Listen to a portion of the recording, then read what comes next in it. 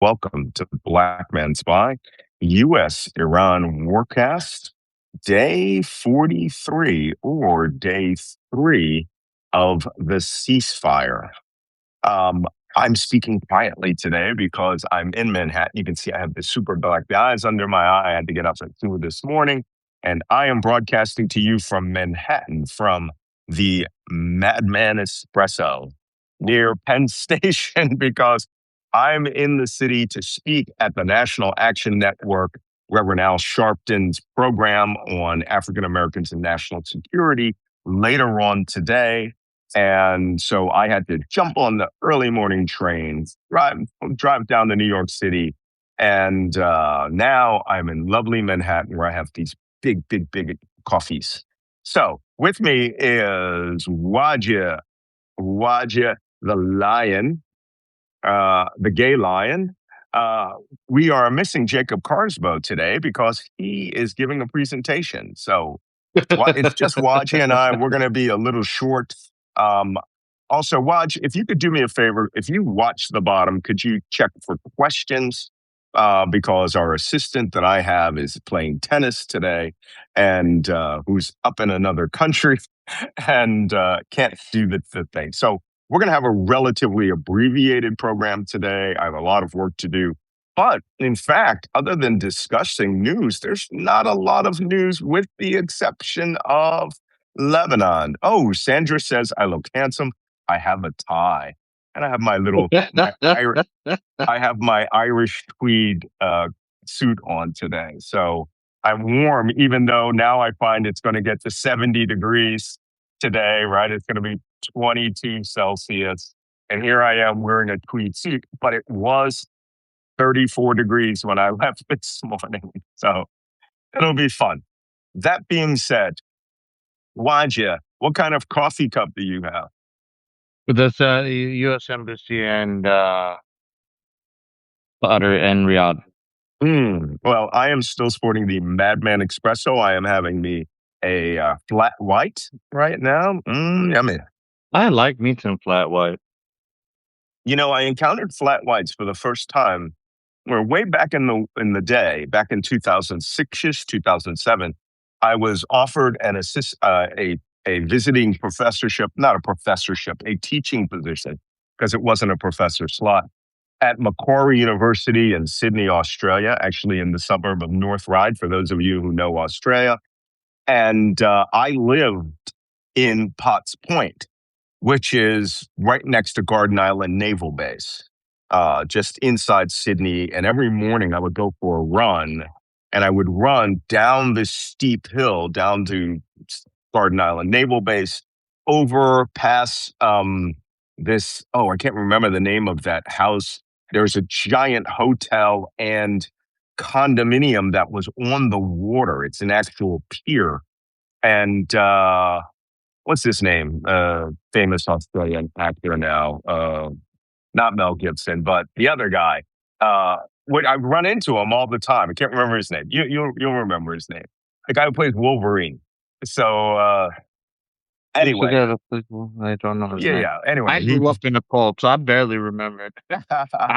I learned about no, Russell Lady Crowe, Gaga after I came not out. Russell Crowe. He's got yeah. Hugh, what's his name? Hugh Jackman. Hugh Jackman. I would run into Hugh Jackman right at all the time, right? And I'd be like, and he knew I was an American. Everyone knew I was an American because I was like, U.S. Navy shirt or something like that. And then I became a little well known because I was on Australian television all the time. And the funny thing about Australian television, Aussie TV is like local small town in Iowa television, right? It's really small. Oh, they said Jacob is here, so we will invite Jacob. Let's have him over. All right. I guess he got loose. You should be here any minute now. So it's like a small town. And within a week, every news channel, hey, Jacob, Hey, I'm telling stories. Within a week, every news That's channel right. in Australia knew my name personally, right? Like, Snack, I'm from Macquarie University. How you doing, mate? How are you? And it was just like, and I said some controversial things while I was there about terrorism because I was there teaching um, terrorism, counterterrorism. So I would go running, up and over to this peak called Mrs. Macquarie's Chair, and then back around, then to the Sydney Opera House and Circular Quay, which is where all the ferries are. And that's my turnaround. I would do a lap around the Sydney Opera House, and I'd come back, and it was a really awesome 5 kilometer run. And let me tell you something about Australia if you haven't been there. Sydney is like California. It's like California with cleaner, sharper water, better sun, and everyone can live on the beach. Everyone. I mean, every inch, the country's like this big. And the funny thing is, there at that time were only 20 million 20 million Australians, where we had 40 million African Americans, right? So one time I was running down the street and I ran into these two African American women, and they were like, "Hey, how you doing?" Because you know who we are, right? And I said, "Hey, you guys," I said, "the three of us right now outnumber most Australians in a 1-to-1 ratio." you know? And they were like, "What?" And when I told them, they were like, "Yeah, there's a lot more of us than there are Aussies." But that's where, at the end of my run, I used to run to this cafe called Metrio. And I would go to that cafe, and there, I, I remember the day that their signboard changed, and they had on there flat white. And I'm like, flat white? F is a flat white. And, it's like, oh, yeah, mate, everybody drinks this, right? Flat white is I think it's a double espresso with a long full of milk. And there was no cappuccino cortado or anything like that. Is that NSA? Where'd you get that from?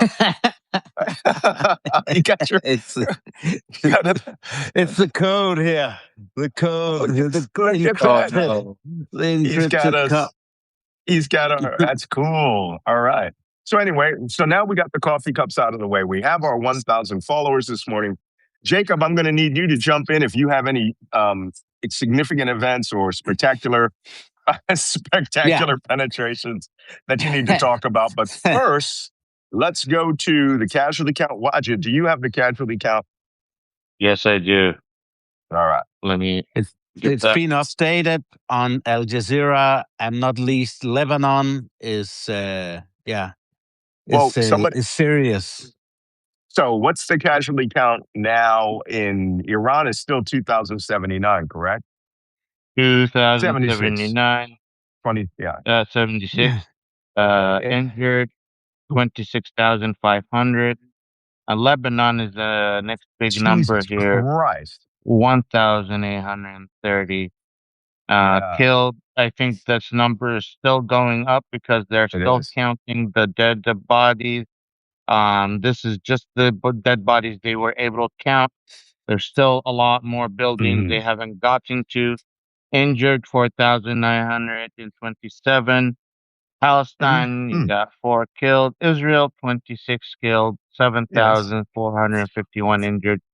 You got U.S. military, which is an important number, 13 killed. I got the number above 360 injured here, but I don't know why they have 200 injured. 3 people killed in Saudi Arabia, 29 people injured. And in Oman, you have 3 people killed, 15 people injured. And UAE, you have 12 people killed, 224 people injured. Wow. You have 20 injuries in Qatar. You have 3 kills in Bahrain. You have 7 kills in Kuwait. I have shown footage of the Saudi Crown Prince visiting injured soldiers and civilians in hospitals. This is part of their propaganda. And then I have the oil, if you want to go to it. Okay, yes. Give us the price of oil this morning. Price of oil is still close to $100. The WTI 98.9. It's been going to 99 and then dropping to 97. So it's been up and down. Yeah. It's still early in the day. Everyone is confused about the current situation because JD Vance is going to Islamabad. Right. And so what's Brent Intermediate? Brent North Sea crude. Brent crude is 96.01. I find that fascinating that West Texas Intermediate is now almost consistently higher than Brent North Sea crude. And that's a sign, I think, of stress on the system in the United States. But I'm not Mr. Global. If you really want to follow that stuff, there's a guy on X called at Mr. Global. This guy is no nonsense. It's like talking to me, only he only talks about oil and oil prices. He knows everything. Just one remark. What I noticed from the Danish traders, all the financial guys, it's funny how easy it is for Trump to influence them. As soon as he made this declaration on, I forget whether it was Tuesday or Wednesday morning, it was Wednesday morning Danish time at least, there was this optimism and so on, and you saw the market reaction and so on. It's so easy for him to manipulate these people because they don't see through all the crazy stuff. And I suspect, the oil price is a reflection that they believe, these negotiations will start, and then the Strait of Hormuz will be all good, etc., etc. But the fact of the matter is that there are hardly any ships coming through, and the Iranians are going to control it essentially. Also, regardless of what happens in Islamabad. I think Europeans. Let's be honest, okay? Europeans think have been programmed to give him an immense amount of benefit of doubt, an immense amount, right? He's a white guy, we're white guys. He's American. They want to make money. Why would he lie? Yeah, he's lied 100 times, but he won't this time. And I think it's almost factored into their operating system that it depends on who you talk advantage to. of it. Malcolm, it depends on who you talk to. I think, I'm talking about traders, these market people and so on. There you are right. But at the political level, no. Right. I was on this show last night on Danish TV. And there are still a few people running around like they're not seeing what's happening. Right. But most people really do, and it's usually market people that just don't get into the detail and then let themselves be influenced by these statements and don't get what's underneath. There's more realism now, fortunately, because I've been the one for more than a year banging everyone's head. Yeah. Okay. Well, about Islamabad. Go ahead. Go ahead. I was going to say, forgive me for shedding my coat. I'm doing the Thunder from Down Under. It's quite all right. Routine here. And it's very warm here today. It's already like 60 degrees. It's like 17 degrees in Europe, Celsius here. So, all right. Go on. Let's talk about the big things. First, before we get into the Islamabad. Okay. Before we get into Islamabad, I think we should hold that. You said that there were some continued attacks other than in Lebanon yesterday. Is that right? That's right. Are these the attacks coming from the Hashid Shabi? What happened? What do you got? I believe Iran has attacked the National Guard facility in Kuwait. Really? Yeah. Yes. They're going after It was on Al Jazeera this morning. And what did they hit it with? Drones? Yes. There was 28 UAVs. Whoa! Are you shitting me? 28 UAVs? That's got grudge written all over it. Okay, that right there is someone, they saw something they didn't intercepted. Like. Sorry, they intercepted 28 UAVs. Yeah, but they fired more than 28 UAVs at them. Yeah. Right? I mean, the Iranians saw something they didn't like. I wonder if they're trying to just use Kuwait, that they're seeing movements of U.S. forces in Kuwait, that they need to send a little message like, no. Don't touch those. No. Don't move those tanks. Right? What do you think? Yes, I think that's a very good point. I fully agree. And, the Iranians will always say, well, we did it because. And Mhm. there will be maybe some truth to it, but maybe also they're just doing it preemptively and so on, and then they just find a justification. Mhm. If push comes to shove, they'll say, "But hey, Lebanon, hey, wait, Lebanon." And so they have all the fig leaf they need to send a little bit back the other way every now and then. Okay. All right. Any other spurious squirts of military activity? That's amazing. Yeah. No, I think that's it. You would have seen what happened in Baghdad with this attack on U.S. embassy personnel yesterday. I haven't really seen the full description of it, but Okay, so what happened? Oh, yeah. come on in, Wajeeh. No, I had different news. Go for it. No, but there have been statements from the State Department and the U.S. Embassy about attacks on U.S. embassy personnel in Baghdad, and they called in the Iraqi ambassador in Washington Mm. because the Iraqi authorities didn't really do much about it, is what is alleged by the U.S. administration. But I've not seen that many details on it yet. But it happened yesterday. I'll try and do some digging. Mhm. From Okay, my you know what? end, I think it may. go for it. I was going to say it may be a Your combined picture's gone, series of by the way. things.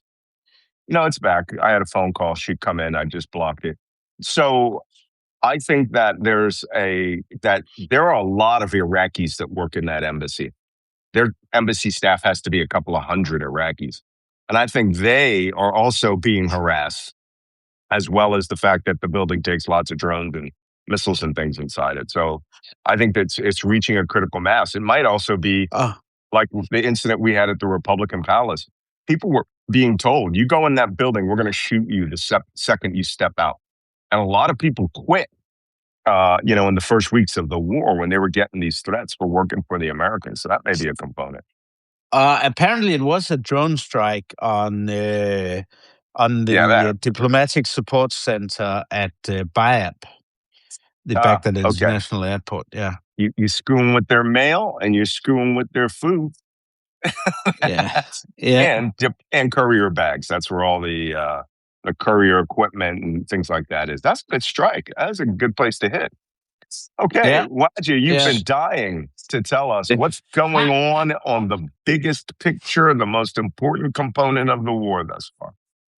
Well, there's already factions in Iran coming out and shooting at checkpoints inside of Iran. I've been finding these sources. They say they're Faction? factions. They say they're factions. That's Hmm. that's that's the Iranian word on it. Okay. Um, So the suddenly people are popping up with guns. That's right. Hmm. I see how it is. Somebody recently said that they were sending guns over there. Hmm. Hmm. Yeah. Hmm. So This I is think there maybe might be something there. this may be a belated activity, a special activity where now Trump thinks it's a great idea to parachute guns into that country, and that our or another country's operatives are finally arming the people that they've been working with, right? And to do run and guns on a checkpoint, okay, you would have to be an opposition group like the Kurdish, right? Opposition groups. And have you seen where these are occurring? Because geography is very important. I can pull it up on my Substack because I posted it on there. Yeah, because this would be a new thing. Since January, other than a couple of videos that we saw at the beginning of the war, I've not heard of any run and gun attacks on checkpoints, which is what you would want to do to destabilize a force. But let me tell you something. I have seen the Iranian Lego videos, right? Where they have the guys in black, ninja mask, and all that stuff as foreign paramilitary forces and foreign paid backed forces coming in and essentially arming people and having them do these, hit and run attacks on IRGC checkpoints, which are almost for show because the IRGC is almost 1 million men, right? When, you can't kill everybody. This would take years to destabilize a country of that size. It was near And Qom. near Qum? Near Qom, yeah. No, okay. That's the West, though.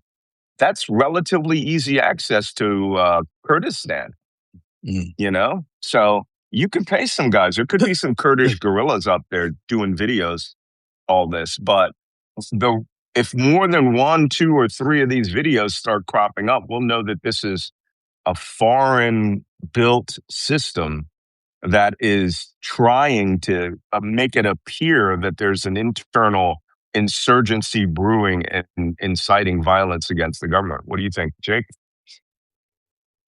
Go ahead, Wajeeh. There was another one near Najaf. Near Najaf's in Iraq. It's Iraq? No, not Najaf. Najaf. Najaf. N-A-J. Okay. Najaf. Okay. All right. Well, Okay. that's two. We need to keep an eye on that because this is starting to that is starting to smack of desperation. This might have been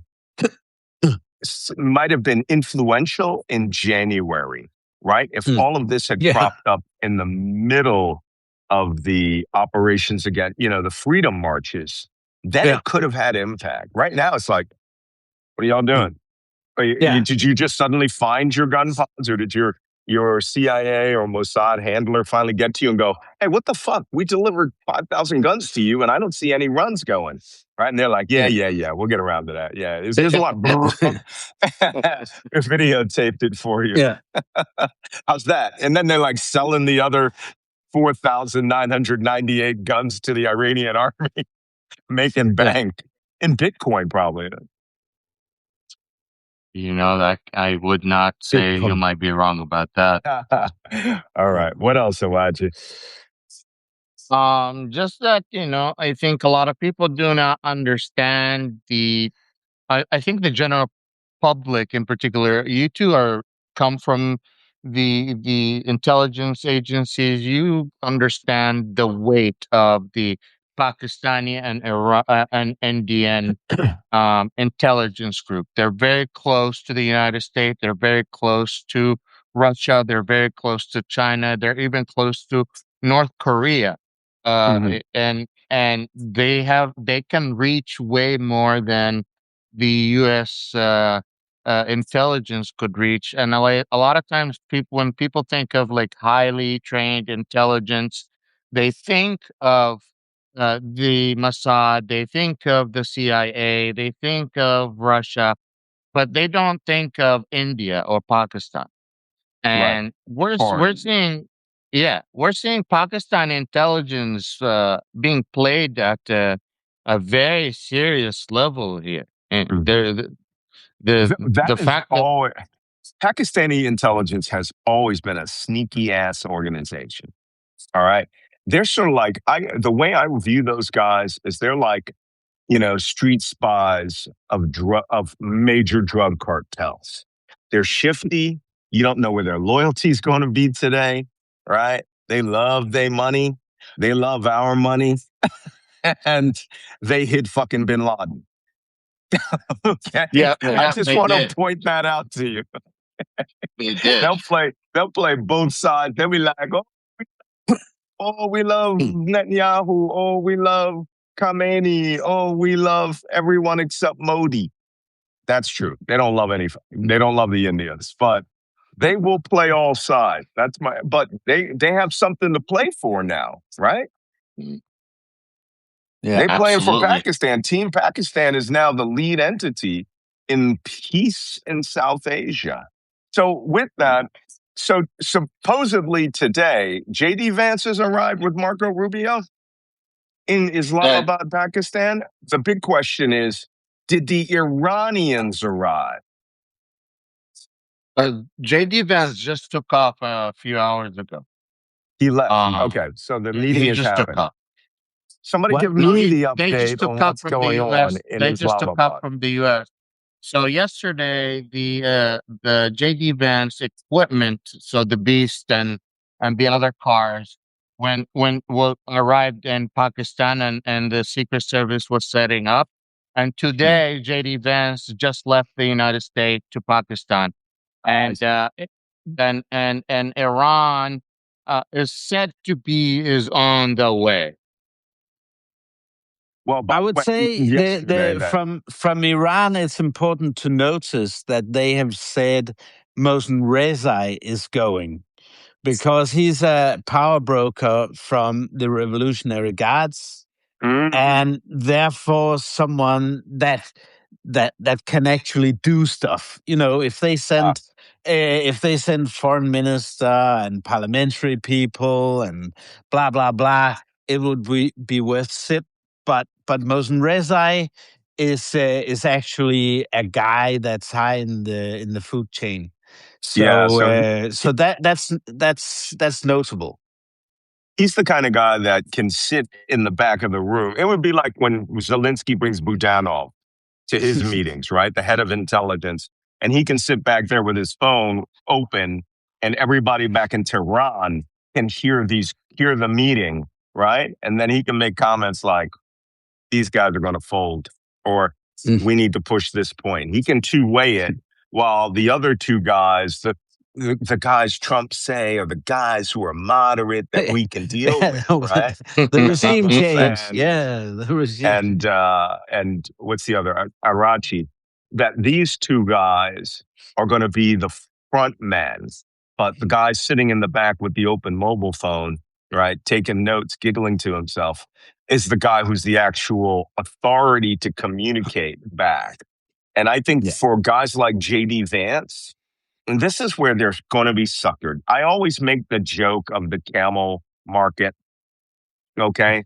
Because once you've been to a camel market where there's 1,000 camels and 20 or 30 salesmen, and they're all selling the same product, but they each have their little tricks, right? To make it appear that their camels are better, right? Like they do have a camel beauty contest, by the way, where they put lipstick on them and eyelashes. So, but you realize that the whole market is the trick, right? They know each other. They know how it's played. They understand what the rules are. They understand what the parameters are. And they even know what the product is that they're selling, which is camels, right? And they know a pregnant camel, a good camel, a strong camel, a lame camel, a camel that will go 1,000 miles, a camel that's about to be turned into, be sent off to the milking huts. By the way, they actually do this, camel milk. And they know it. And now JD Vance is landing on an airplane in the middle of that camel souk, coming in an armored Suburban wearing a suit. Okay. If you can all imagine this, it's in the middle of the desert. There's 1,000 camels, and this guy waltzes in. This is what the British used to do in the British Empire, right? Yeah, Is very much so. pretend that they actually own everything and that you're going to do what they say because of mad dogs and Englishmen. And they're sitting there looking at you like, mm-hmm. And they look at each other like, we're going to sell this bitch some camels. Right? They're going to sell the work. And when you get them home, they're going to go, these camels are being delivered. And when the delivery truck pulls up and you think that you have gotten an immense deal, everything that you've ever wanted, you needed 500 camels, whatever it is, you're going to pull up there and it's going to be stray dogs they picked up off the street with the word camel spray painted on the sides. Right? This is how that world operates. And Advance has zero No idea what he's Iranian talking about. experts. No. And here's the No worst idea. part. If he does bring anyone who speaks Farsi, who is from Iran, I'm telling you, it will be somebody who is from Prince Reza Pahlavi's camp or the Iranian diaspora. It'll be an Iranian who left as part of the Jewish diaspora that left in 1979 and whose last time that was in Iran was 1979. And he'll be like, yeah, you know, these guys who have suits and ties on, that guy who's a general, they're the players. When everybody knows the real player's the guy who's sitting in the back of the room laughing and taking notes But and getting also, instructions from Ayatollah Khamenei. it's important to realize, the reason why the Iranians insisted that it had to be J.D. Vance is because they read newspapers too. And they know that he's the foremost, advocate to stop the endless wars and But so on and all that peace bullshit.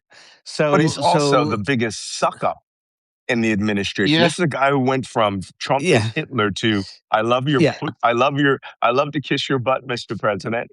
So they know a guy that can be manipulated when they see one. And people say, I hear these idiots going, well, he was in the Marines. He was a corporal. That's just one step above private. And his job was to write the newsletter for an air squadron.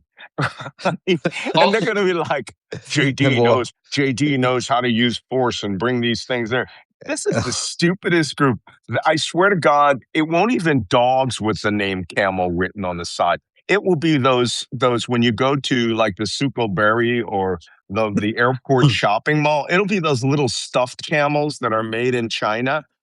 Right? There'll be 1,000 of them will be delivered in a box. And they'll go, you bought your camels. These guys don't know the neighborhood they're playing in. And I think that this will benefit two groups of people. Pakistan will look like they have saved the global oil industry, which means a lot of stuff's going to come to Pakistan under the table.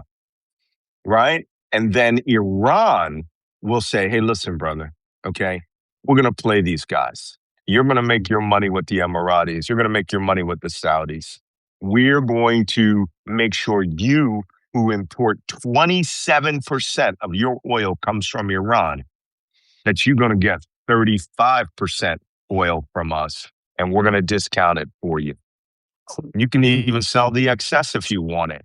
That's how the camel souk is working. What Trump thinks he's in a Wall Street boardroom. Right? And they're like, oh my God, they got guys who have little vests like this who serve tea to you all day. Right? And the Iranians are sitting there and two guys in suits are talking to us. So we know they're serious. They're suckers. That's just my thing. Yeah, for sure.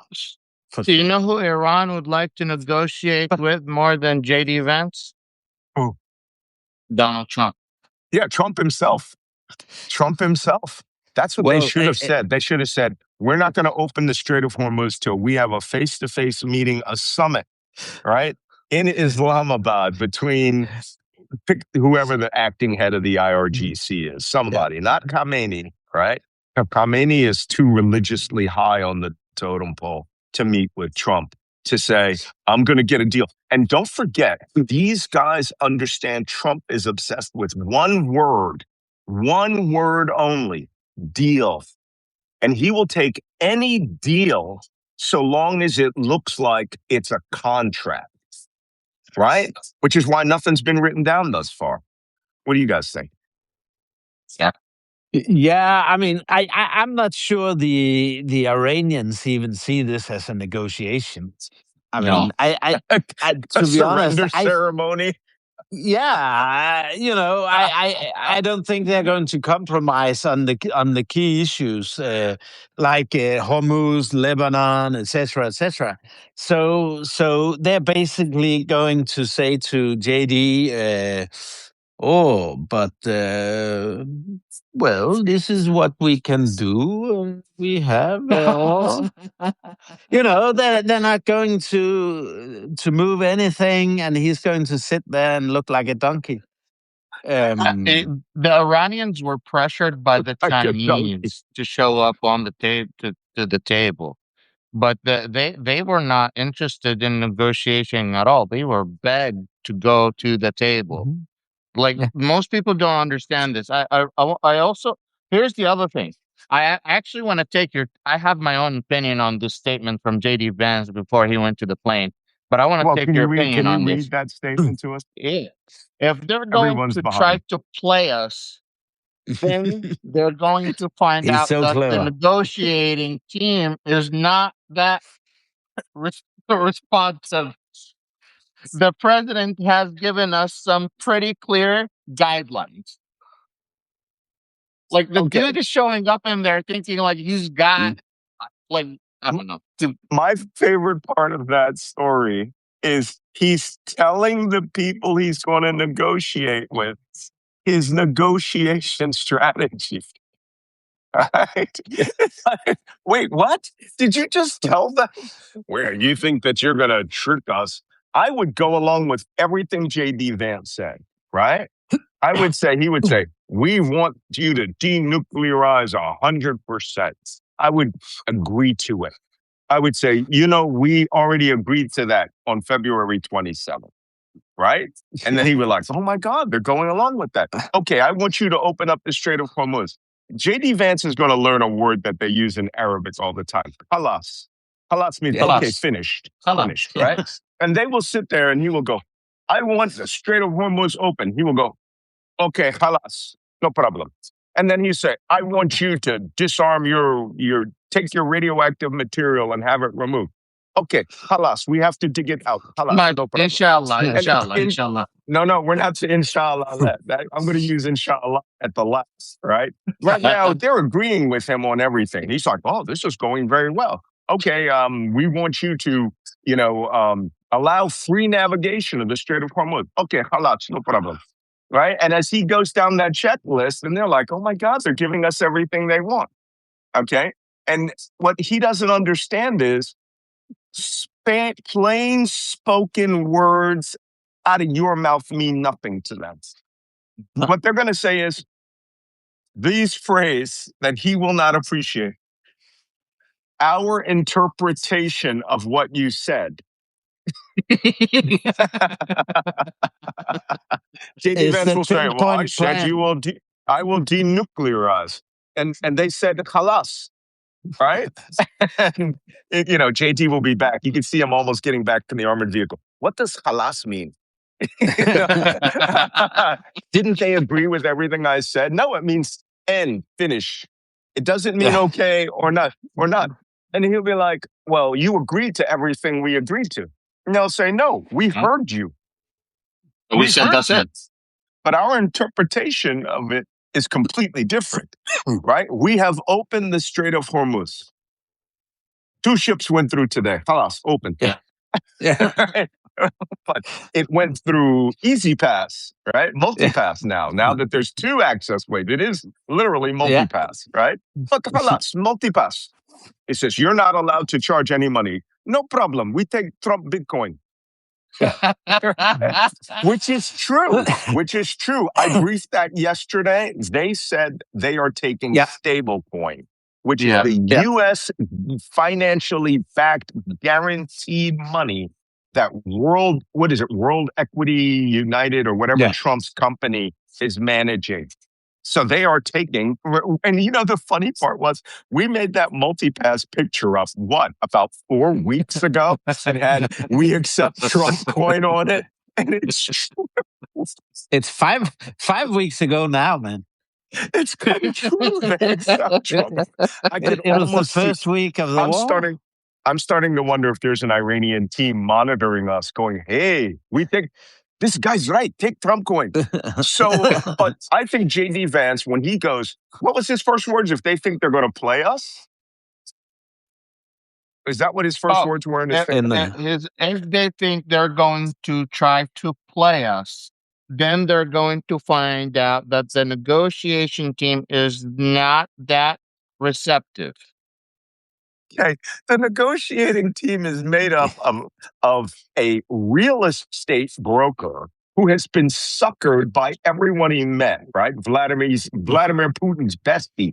So you think this is a guy who's met Putin more times than any world leader. Do you know that? More than Lukashenko now. So if you think that guy is not working in Vladimir Putin's interest and that he's not going to flip on you, then you got another thing coming. That guy is going to be consulting with Daddy, and Daddy ain't Trump. He thinks, like everybody else, that this is a real estate deal and that the real estate is the Strait of Hormuz. And the funny thing is, the Iranians could make a cogent argument that he is selling real estate, that the Iranians are just quantifying the value of the Strait of Hormuz, something Witkoff would understand. What's his name? Ivanka Trump's husband, Mrs. Ivanka Trump, Jared Kushner. Jared Kushner is a failed investment banker whose father, I shit you not, is a convicted felon that is now being kicked out of France because as ambassador to France, he's insulted everybody, right? That guy is all about getting more money. And if the Iranians were smart, and I recall Trump saying this the other day about the SOH, that maybe we could do a joint investment deal, right? This is how Zelensky got Trump to give them weapons for another year, right? By saying, well, we could have a joint U.S.-Iranian, rare earth minerals mine. And Trump suddenly stopped listening to Moscow and was like, whoa, I'm listening. These guys, I'm going to tell you straight, they already got played because they're in Islamabad, right? This isn't taking place in Washington. You are on the enemy's terrain now. It is a 35-minute plane ride from Islamabad to Iranian airspace. Okay? You're going to have to fly 9 hours, more, 13 hours, come up there exhausted. You're going to get out of that plane with jet lag, jump into a car, and sit sternly for the cameras. They already won on this thing. You are asking them for favors, and you want certain things in exchange for those favors, like, opening the Strait of Hormuz. That's going to take a lot of favors there, buddy. And I think Trump will eventually concede to the pay for it, toll booth. Yeah. Well, he already did. He already did on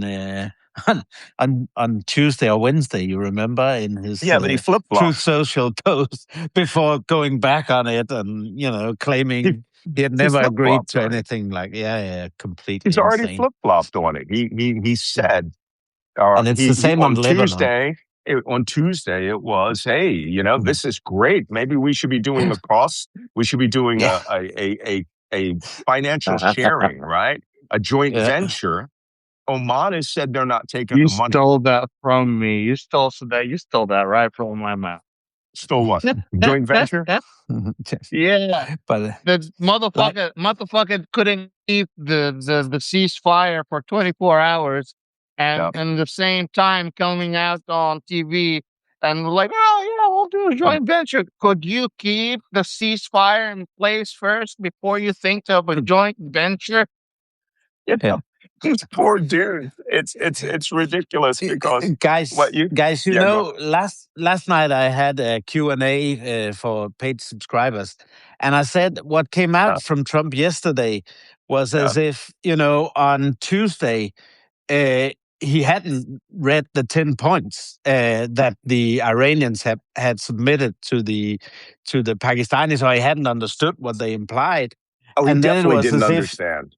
No, exactly. And then it was as if yesterday, someone had told him what it was all about. And then he went all backwards. I think it's simpler than that. I think it's simpler than that. On Tuesday, I think one of the comments that he made was that $2 million wasn't that much. I'm pretty sure on Tuesday that he said something along those lines. They aren't charging a lot in the overall cost of it because each ship and oil is worth about $250 million, right? So $2 million is what they technically should be paying for line handling or, fresh water in one stop.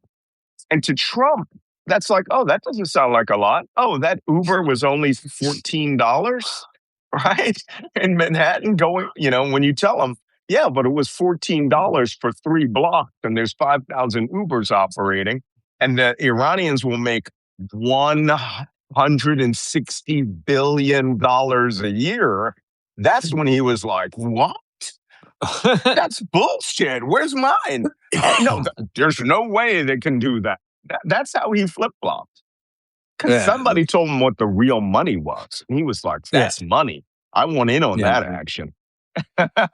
JD Vance came there with a list. 46%. The boss wants 46%. Right? 47. Well, I'm wrong. 47% because he's number 47. 2 weeks ago, they wanted to change the name of Strait of Hormuz to the Strait of Trump. Really? Yeah. You're right. I recall that. That's right wingers. That's Lara Loomer, right? When she's on her knees, steaming his pants legs clean, right? She's making that proposal, the Strait of Trump. And I wouldn't be surprised if that was like point number 16 on the list that JD Vance is carrying. We're willing to let you charge if you name it the Strait of Trump. Ay, ay, ay. Ay, ay, ay. Should we go to questions? Did anybody see any of the questions? No, I haven't. Just a little remark anyway, but because now all this Lebanon stuff is also going back and forth. And I also discussed this last night. Bibi made the statement that he would negotiate with the Lebanese government.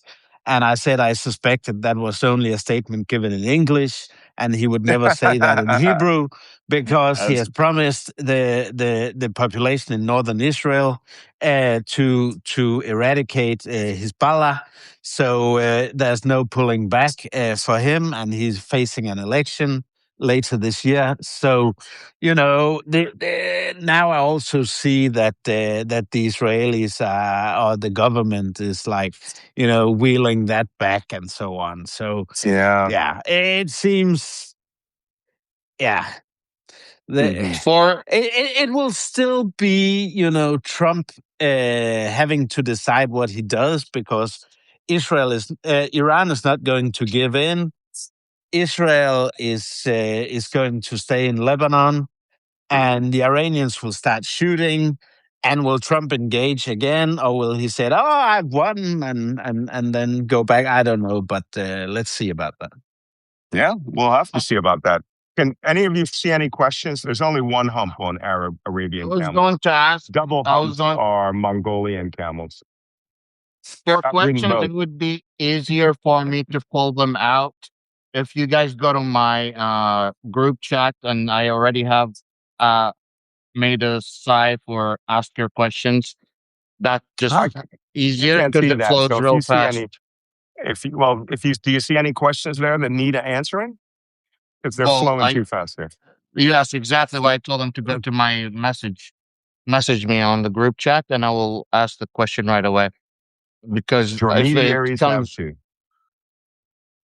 It's just it just flies that fast. Well, let's do this. Since we really don't have a lot to discuss today, let's save the questions for tomorrow. Let's get them written down. And the big thing is we are going to watch what happens in Islamabad today, right? Let's see how long that meeting lasts. If JD Vance is on an airplane within 2 hours of the end of that meeting or immediately, and he flies, the question is, where will he fly to?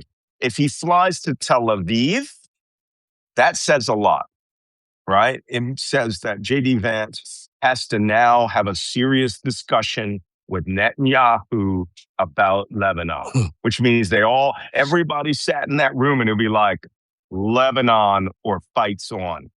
That's serious, right? Lebanon is a serious war, almost 2,000 dead, right? We said just the other day, they're averaging about 250 dead people, civilians per day, right? And it's looking as like the Israelis are trying to stoke the collapse of southern Lebanon.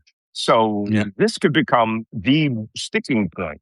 And the IRGC are going to do this. Zero ship traffic again today, from what I'm seeing. So this could, and now, granted, today is Friday, right? Which means it's the weekend. Everybody gets the weekend to sit and think about this. But Sunday, is Monday morning in the Middle East and the Asian markets. And whatever happens now is going to dramatically hit the markets on Sunday. And if it turns out that the SOH is still closed, that it's tied to Lebanon, that Netanyahu's throwing double fingers up at everybody, you could see that oil go back up to 115 and more dollars per barrel, you know? And I think the market's bracing for that. But are they going to write down what they say today? It's going to be another, well, we'll figure out 10 points, 15 points, you know? That's all we can do is sit and wait. If anything dramatic happens, we will have a special program. We'll have a special Q&A. I will be back home tonight, so I can handle that. I just got to go talk to Reverend Al and his guys for about an hour today and meet my editor from Denmark, weirdly, by the way. I'm giving her a stuffed caribou. No, actually, I think it's a stuffed muskrat. So first, a little administration. If you're watching this on YouTube, please come over. Please hit subscribe on the subscribe button on YouTube. Then come over to malcolmnance.substack.com and hit subscribe there. I am trying to get to 100,000. We're eking up a little bit at a time. So share this Substack and tell people, hey, y'all need to follow Malcolm Nance. You need to follow Wajeeh. You need to follow Jacob Kaarsbo. Because this briefing, I'm keeping up this briefing as long as U.S. warships are in that region. And I know we talked about this yesterday a little bit. I would like to have a special subscribers only about the next crisis that's coming. And that is called FON, Freedom of Navigation Operation. And J.D. Vance is going to insist today that U.S. warships have freedom of navigation to cross into the Strait of Hormuz, back and forth, bringing materials or escorting ships anytime they want. And the Iranians are going to flat out know. And at some point, when Trump hits that wall, they're going to, be Hegseth, Vance, everybody will be saying, hey, we have to exercise what we call a FON operation, a freedom of navigation operation, a FONOP, which means 4 or 5 U.S. warships will line up, weapons ready, and they will charge through the Strait of Hormuz, awaiting and expect to be in a battle. And then the war's back on. Right? We need to discuss this. I need to show this to you because it's happened a couple of times. I've been involved in several FON operations. And with Gaddafi, with the Syrians, all sorts of crazy people. But that could restart the war in an instant. If the IRGC boats come out or they hit a mine on the way in, it could be unhealthy. So stay tuned for that. So thank you, everybody, for coming today for this. I said it was abbreviated. We went 53 minutes. Okay, we already had a regular show. We didn't get around to questions. We'll get around to those questions tomorrow. I'll be home. I will be in tomorrow afternoon, Danish time. So this hour. Where I thought you were out today. Tomorrow afternoon, I will be in on Sunday. No worries. Right. So I could do later tomorrow, but anyway, keep to this hour, and I'll join you on Sunday. All right, Wajeeh.